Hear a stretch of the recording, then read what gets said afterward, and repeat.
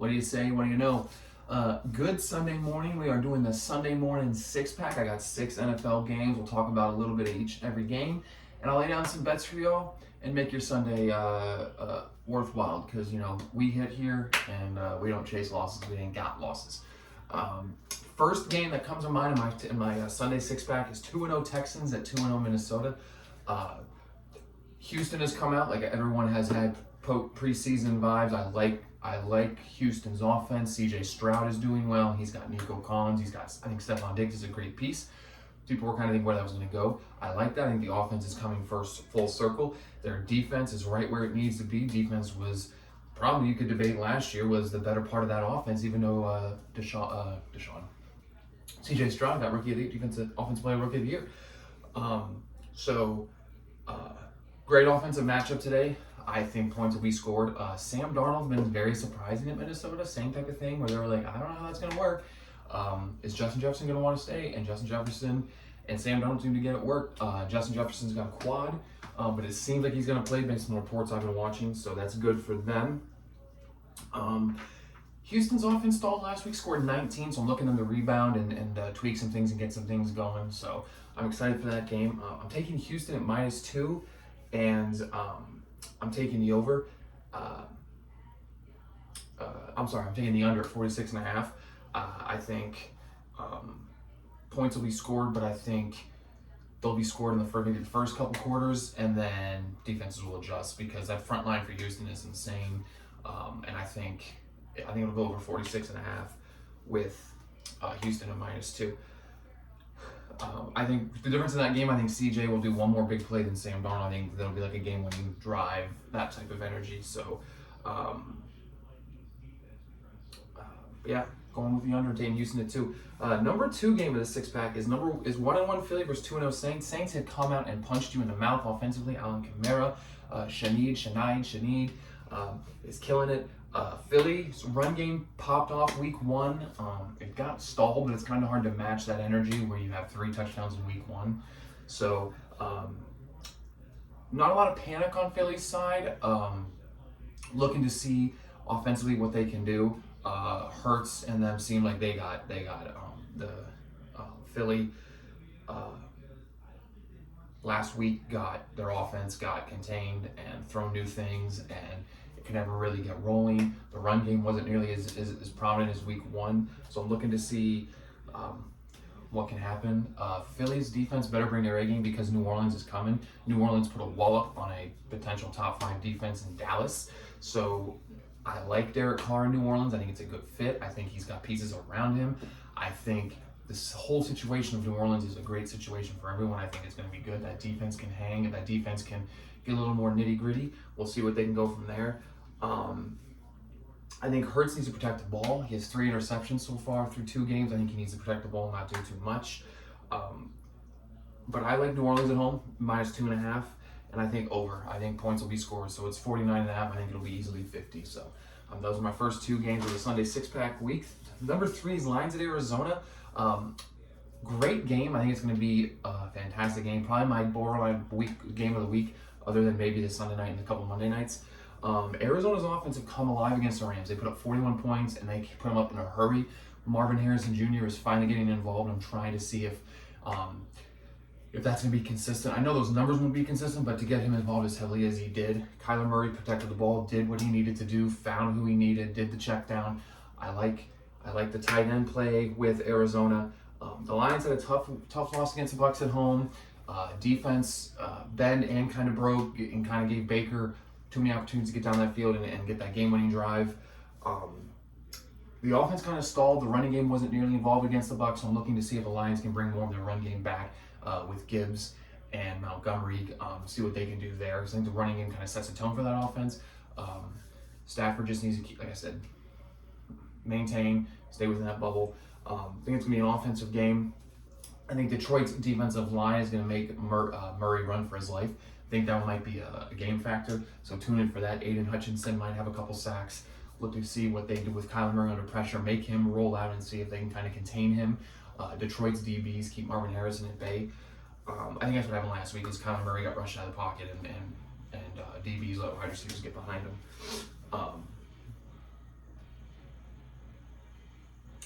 Goff has 3 interceptions as well. I think he really needs to protect the ball. Don't try to do too much. I'm curious to see, is Arizona offense for real? I want to see if like what they did last week can kind of be a tall tale of the future games down the line. So I'm excited for that. I'm taking Arizona money line, and I'm taking the over. I think Arizona's going to win this game outright, and I think the over is going to be over 51.5. It's going to be an offensive battle. So that's what I think about that game. So Sunday night battle. I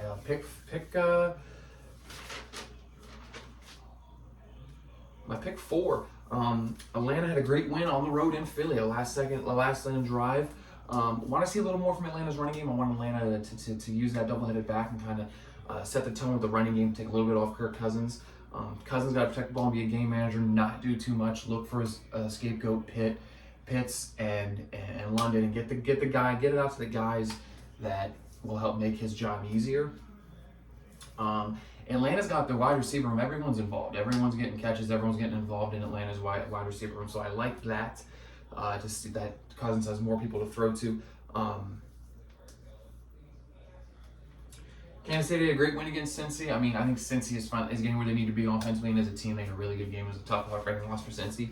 But KC's back. Losing Pacheco, we'll see what they do to replace him as running back. Kelsey has been uninvolved. Mahomes has done just enough. Shocking Mahomes in the last 2 minutes to win the last 2 games by a game-winning drive. Looking to see what the running game looks like without Pacheco. I know that rookie with the long blonde hair is going to step in, so we'll kind of see from there. Looking forward to that. Mahomes needs to protect the ball. He's also thrown 3 interceptions through 2 games, so he's going to have to rely more on the air attack. He's going to have to do more, which I don't think will be a problem for Patrick Mahomes. I think he's done it for so long. But teams are going to really hone in on the offense if the running game isn't there, if no one can produce running game. Kelsey isn't involved. I'm waiting to see when he will be involved. Is he going to start being involved now that the running game is gone? Is he going to be able to not be on the line as much and go ahead and get out and do his thing? Because the running game, like I said, I don't know what to expect from the running game. It's going to be a great game.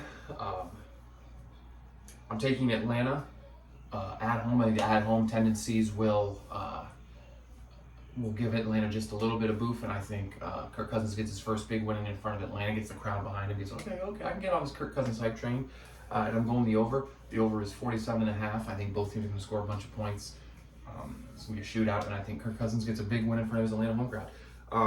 Surprisingly, game for my 5th pick of the week is 2-0 Chargers at 2-0 Pitt. Justin Fields is doing enough. He's like da-da. He's finding his role. He's doing his mold. He's doing his thing. Pittsburgh's defense is carrying that team. That defensive line and those DBs are making it a menace. Justin Herbert's got a tweaked ankle, so I'm not sure he's a game time decision. If he doesn't play, that's a big factor. Chargers are relying heavily on J.K. Dobbins in the running game. He's done well the first 2 weeks. I think that'll be paused or put at bay for this week. It's really hard to run against the Pittsburgh's defensive line, so look out for that. Fields, keep protecting the ball, doing what you're doing. Hand the ball off, drop the ball off to Harris. Get your guys out, spread the offense. Joe just enough. Try not to do too much. I think that was the problem in Chicago. He's trying to run around it. Stay safe, let the play develop, and then get rid of it. My pick for this game will rely heavily on whether Herbert plays, but I think either way, with Herbert playing or not playing with that tweaked ankle, I'm taking Pittsburgh at -3, and I'm taking the under at 34.5. I think it's going to be a defensive battle. A lot of points won't be scored. That over-under is 34.5. It's pretty low, so I could easily be over really, really quick, but I'm still going to go under. I think Pittsburgh's going to maintain their defense and make Herbert get uncomfortable with that ankle, and I think Fields score a couple touchdowns. But that's pretty much what I'm thinking. I think it's going to be a great game. Both teams are 2-0. So my last my last 6-pack game of the day is 0-2 Ravens at 1-1 Dallas. Did not think either one of those teams would be on the talking point of what's going on. Baltimore's on the threat of going 0-3, and Dallas got walloped at home against New Orleans, so they got some things to do. That was an ugly loss at home. Cowboy Nation, sorry about it, but it's funny to watch. I think Baltimore's offense is kind of just spinning its wheels. They really don't have, an identity. I think Mark Andrews isn't involved enough. I think they should use a double-headed Isaiah Likely and Mark Andrews as a weapon. Run game is kind of subpar. It seems like Lamar has to run a little bit more than normal. Dallas's defense, I want to kind of say, was that a fluke? Was that something that they should have gave up? Was Kamara just having a freak show, or is New Orleans really that good, or is that just a once in a thing? So it's gonna be really tough on Dallas because Lamar can run and has the threat to move his feet. And Derek Carr, I know, wasn't really a runner, but to let Alvin Kamara run all over you, you kind of think, okay, well, if Lamar Jackson come in, Lamar Jackson can run. Let's see what kind of goes from there. So those are my Sunday 6 picks. Keep an eye out for a couple other games. Both Monday night games are attracting my thing. It's Cincinnati and Washington, and the other game evades me, but I like both those matchups. There are a few other games that are like, and you have the Giants and the Browns.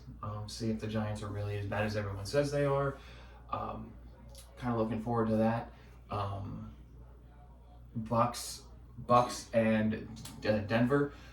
Denver's 0-2, so you kind of like, what is maybe Bo Nix maybe we could see some brightness from Bo Nix. So those are my that's my Sunday morning 6-pack for NFL. I'm gonna lay down some bets and parlays here on TikTok and on YouTube Shorts. So tune in and hope you like my 6-pack.